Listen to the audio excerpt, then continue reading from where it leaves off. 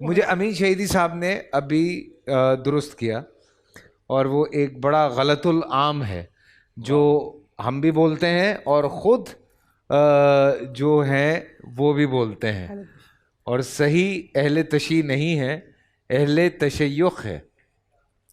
یہ جو اصطلاح ہے جی یہ ہے اہل تشیع. ٹھیک ہے. عام طور پر شیعہ بھی اور اہل سنت بھی غلط بولتے ہیں اہل تشیع. ٹھیک ہے. تشییع اصل میں جنازے کے پیچھے چلنے کو کہتے ہیں. اچھا. تشییع جنازہ یعنی جنازے کے پیچھے چلنا اور اس کی مشایعت کرنا، یعنی اس کو خداحافظی کہنا اور اس کو رخصت کرنا. ٹھیک ہے.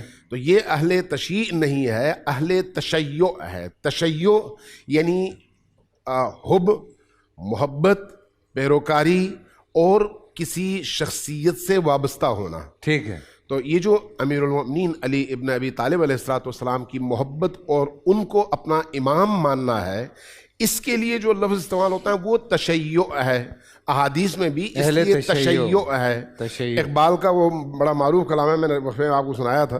انہوں نے کہا کہ ہے اس کی طبیعت میں تشیع بھی ذرا سا، واہ واہ، تفضیل علی ہم نے سنی اس کی زبانی. علامہ اقبال کا. تو وہ جو امیر المؤمنین کو زیادہ پسند کرتے ہیں اور ان کی زیادہ تعریف کرتے ہیں، ان کے لیے بھی شیعہ اور اہل تشیع کی اصطلاح استعمال کی جاتی ہے. تو اس لیے لفظ ہے اہل تشیع. اہل تشیع. تو آپ سن لیں، اگر میں یہ بولوں گا تو وہ تمام ہمارے جو شیعہ بھائی ہیں اس بات پہ ناراض نہ ہو. بات شروع ہو گئی تو پھر ہماری بھی لے لیجیے. جی جی. جیسے شہیدی صاحب نے کہا ہے کہ جن کے دلوں میں نبی علیہ السلام کے پیارے ویر حضرت مولا کائنات مولا علی پاک کی محبت ہو تو ان پر بھی شیعہ کا اطلاق ہوتا ہے. بنیادی طور پر جو لفظ شیعہ ہے یہ اس کا معنی ہوتا ہے گروہ، جس طرح قرآن مجید میں آتے ہیں وَإِنَّ مِن شِيعَتِهِ لَإِبْرَاهِيمَ، جماعت یا گروہ.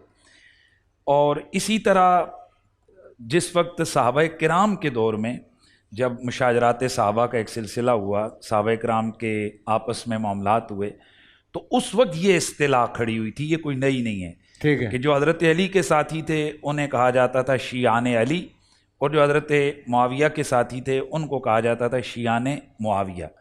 تو حضرت علی کے وہ جو شیعہ تھے وہ سارے ہی صحابہ تھے، کیونکہ اس معاملے میں سارے بدری صحابہ حضرت علی کے ساتھ تھے، اور سارے ہی جتنے انصاری صحابہ تھے وہ ساتھ تھے. حضرت معاویہ کے ساتھ 2-4 صحابہ کرام تھے. تو اس معنی میں کہ محبان علی کے معنی میں یہ اطلاق ادھر بھی ہوتا ہے.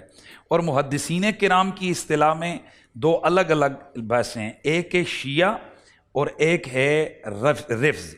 تو جس شخص کا میلان محبت آل بیت کی طرف ہوتا ہے تو محدثین کرام اس کے لیے لفظ لکھتے ہیں وفی کان فیہ تشیع، اس کے اندر تشیع تھا، یعنی اس پر محبت آل بیت غالب تھی.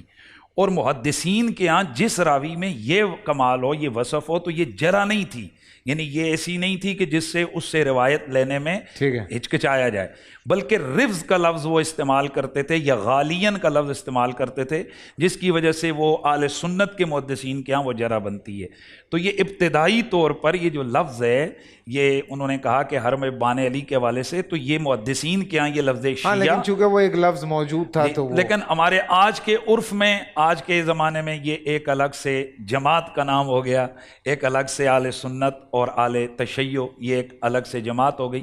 آج کے دور میں ہمارے ہاں یہ جو لفظ ہے تو یہ اس معنی میں نہیں. میں تو یہ کہہ رہا تھا کہ بھائی ہم آئندہ اگر میں اہل تشیع بولوں گا تو میرے جو وہ بھائی یا بہنیں جو اہل تشیع سے تعلق رکھتے ہیں وہ ناراض نہ ہو جائیں کہ یہ کیا بول رہا ہے، غلط بول رہے ہیں، یہ غلط بول رہے ہیں. تو یہ نوٹ کر لیں بھائی، یہ ہمیں انہوں نے بتایا اور میں بولتا رہوں گا. اس میں ایک جملے کا اضافہ کروں، مفتی صاحب کے جملے میں بڑی خوبصورت انہوں نے بات کی. وہ سنی یا اہل سنت اور سنی نہیں ہو سکتا جب تک اس کے اندر اہل البیت کا تشیع موجود نہ ہو، واہ واہ واہ، محبت موجود نہ ہو. اسی طرح سے وہ شیعہ یا اہل تشیع سے وابستہ فرد شیعہ ہو نہیں سکتا جب تک سنت نبوی کو وہ دل و جان سے قبول نہ کرے. سبحان اللہ. اس لیے یہ دونوں صفات جو ہیں ایک مومن میں ہونی چاہیے، اس کے بغیر مومن نہیں بن سکتا. سبحان اللہ.